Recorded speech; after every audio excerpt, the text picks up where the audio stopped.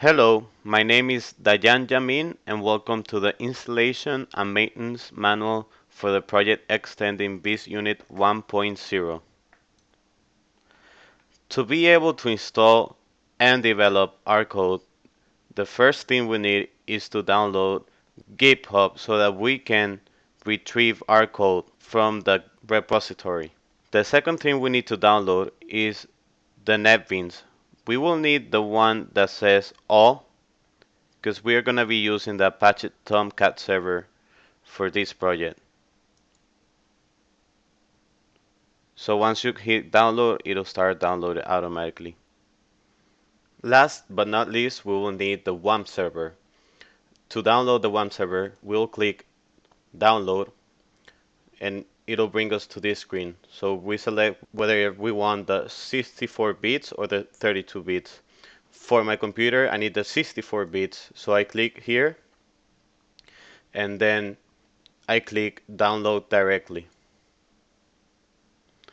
I wait a few seconds and the download should start automatically. Once we have installed everything we downloaded, we now navigate to github.com/mershack/graph_unit so that we can get the link to clone the files onto our computer. Once we have cloned our project, we'll go to NetBeans, and inside NetBeans, we'll have to open a new project. When we open the new project, we navigate to where our project is located or where we clone the project, and then we should be able to open the project. All of the files should be in here.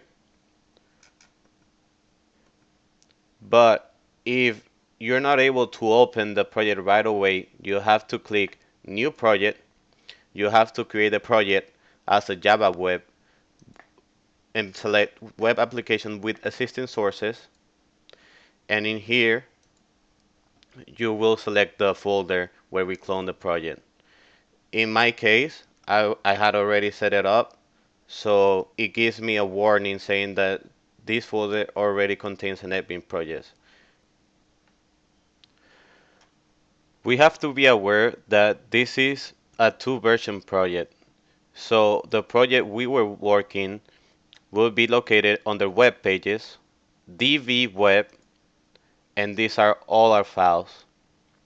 So for this reason, the first thing we need to do to be able to run the project, we first have to run the project with the Tomcat server. We click Run Project, and it'll open us a page with the files inside web, and this is not really what we want. We want to be able to go to localhost graph unit slash web slash dbweb slash index.php, and this is what we work with.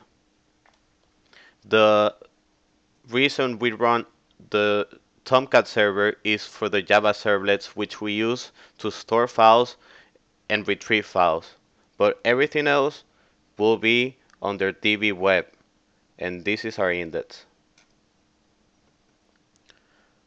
The last tool we need to use to be able to successfully call our Java servlets is called allow control allow origin.